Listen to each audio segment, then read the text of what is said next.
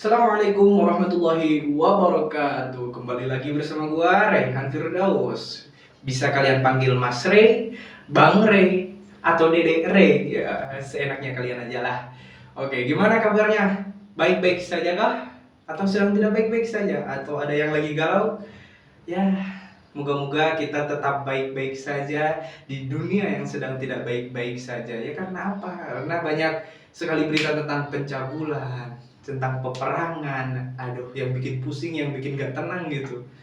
Ya, semoga kalian selalu diberikan ketenangan, kesabaran, dan juga ketabahan ya. Oke, baik. Di video kali ini gue akan menjelaskan atau menceritakan sedikit kenapa sih gue memilih pendidikan guru. FYI aja, gue sedang berkuliah di Universitas Islam Darussalam Ciamis. Ada yang tahu nggak?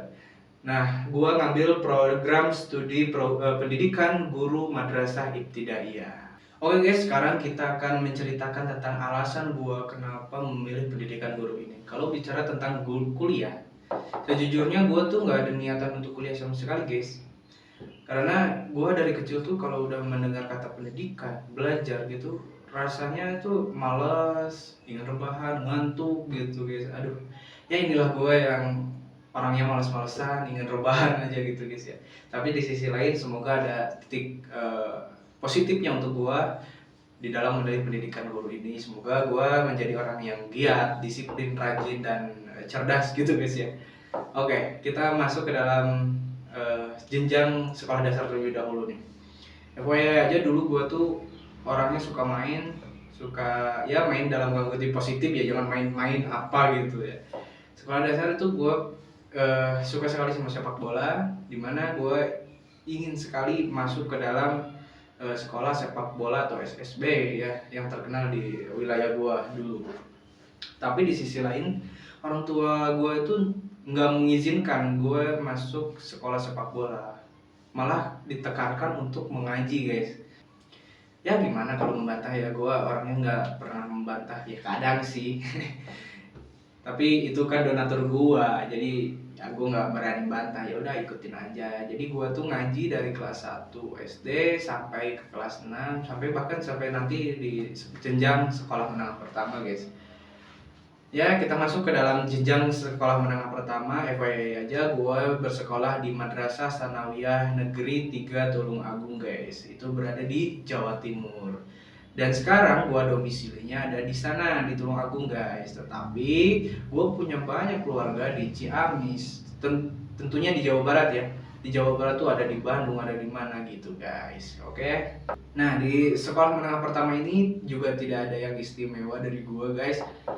Karena ya mungkin satu-satunya yang bisa gue banggakan adalah gue masuk ke dalam kelas unggulan gitu. Kelas unggulan di mana orang-orangnya mempunyai nilai-nilai tertinggi di satu sekolah, dan gue ditempatkan di kelas itu guys. Alhamdulillah gitu. Ya mungkin itu adalah suatu kebanggaan bagi gue, suatu kebanggaan bagi orang yang malas seperti gue gitu guys ya.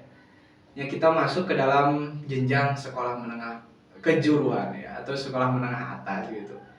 Gue tuh diberi pilihan, apakah gue akan masuk ke dalam pondok pesantren Lirboyo Kediri, tahu nggak ya?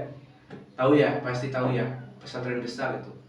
Atau pondok pesantren Al-Hudatul Ralak yang berada di Ciamis. Nah, gue mikir, enaknya di mana ya? Kan gue masih belum tahu nih basic pesantren itu kayak gimana. Gue akhirnya mengambil keputusan untuk bersekolah ataupun mondok di pondok pesantren Al-Hudatul Ralak Ciamis guys. Dan juga mengambil sekolah menengah kejuruan jurusan teknik kendaraan ringan dan otomotif.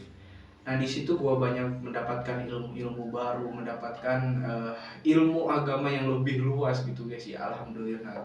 Ya begitulah singkat cerita di mana gue akhirnya memilih untuk berada di Ciamis. Dan setelah itu, setelah SMK atau sekolah menengah kejuruan lulus, gue nggak langsung ngambil untuk kuliah. Gue berhenti dulu sekitar 2 tahun ya guys ya. Gue berada di pesantren, gue ya seperti biasa ngaji seperti biasa ya, bantu-bantu di dapur gitu, di mana di pesantren ya guys ya. Seiring berjalannya waktu, tetap orang tua tetap untuk menekankan untuk kuliah. Karena apa? Karena ya tahu sendirilah, untuk sekarang kuliah itu penting dan kerja itu malahan ditekankan minimal S1. Setelah dipikir-pikir, gua setelah ditekan untuk kuliah mengambil keputusan untuk ya kuliah setelah 2 tahun. Karena apa? Karena kalau misalkan kita ngambil keputusan lebih lambat, banyak yang harus dipikirkan gitu. Untuk mengantisipasi itu, gue ambil keputusan ya udah sekarang waktu yang tepat untuk kuliah, dan gue ngambil kuliah di Universitas Islam Darussalam Ciamis. Terus kenapa gue memilih pendidikan guru madrasah ibtidaiyah? Karena gue nggak ada bayangan sekali untuk kuliah guys. Jadi ya udahlah, pikiran gue gini aja. Ya udahlah, yang sama aja sama si kakak-kakak gue berkuliah juga di program di madrasah ibtidaiyah, pendidikan guru madrasah ibtidaiyah, tetapi itu di UIN 1 Tulungagung. Kenapa sih gue yakin untuk ngambil kuliah ini guys?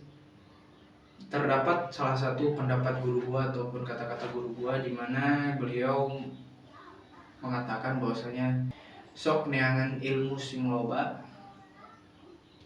sing manfaat sing bisa ngamalkeunana. Jadi itu salah satu kata-kata guru gue yang melekat sampai sekarang guys. Jadi meyakinkan gue untuk mengambil sebuah keputusan. Contohnya mengambil keputusan untuk kuliah gitu guys. Nah sekarang kita akan membahas ya guys ya sedikit tentang nilai-nilai profesionalisme guru setelah kita menentukan alasannya kenapa sih gue memilih pendidikan guru ini gitu. Nah lalu sambil belajar juga kita akan membahas tentang nilai-nilai profesionalisme guru menurut gue ya. Kalau bicara soal profesionalisme, nilai yang paling utama buat gue adalah bertanggung jawab, Jess. Karena apa? Gue percaya jadi guru itu nggak cuma sekedar setor materi atau gugur kewajiban di kelas, guys. Tanggung jawab gue mencakup seluruh proses belajar siswa, dari mereka yang awalnya nggak tahu sampai tahu, guys. Dan gimana mereka bisa menikmati proses itu, seperti itu. Profesionalismenya selanjutnya, gue menjunjung tinggi kejujuran dan konsistensi. Sebagai guru, kita itu ibarat role model guys. Jadi kita itu menjadikan model untuk anak-anak bagaimana seorang guru bisa menjadikan peran di kelas sebagai contoh nyata bagi anak-anak. Terus selain itu empati krusial banget guys. Jadi kita itu harus meresapi, harus tahu bagaimana sifat seorang anak. Kan berbeda-beda ya guys ya. Kita harus tahu emosional anak sedang apa, terus bagaimana anak itu menangkap pelajaran seperti itu. Kita harus mempunyai empati yang sangat baik gitu guys. Nah terakhir, gue nggak boleh berhenti dari satu titik. Gue harus banyak belajar, gue harus banyak buat berkembang gitu. Zaman berubah cepat, teknologi makin canggih, dan tantangan siswa juga semakin beda guys. Jadi gue harus belajar sesuai dengan perkembangan zaman seperti itu guys. Oke, kita masuk ke dalam tantangan yang akan gue hadapi di dalam pendidikan guru ini ke depannya ataupun setelah gue menjadi guru ya. Yang pertama adalah keberagaman karakter siswa, tentunya gen alpha yang akan kita hadapi. Karakter ini kan kita nggak bisa menentukan nih atau bisa menyamaratakan karakter siswa. Bahkan di kelas tuh ada yang pintar, ada yang kurang pintar ya. Ada yang aktif, yang ada yang tidak aktif, bahkan ada yang kritis, yang tidak kritis. Oke, yang kedua adalah kesenjangan teknologi.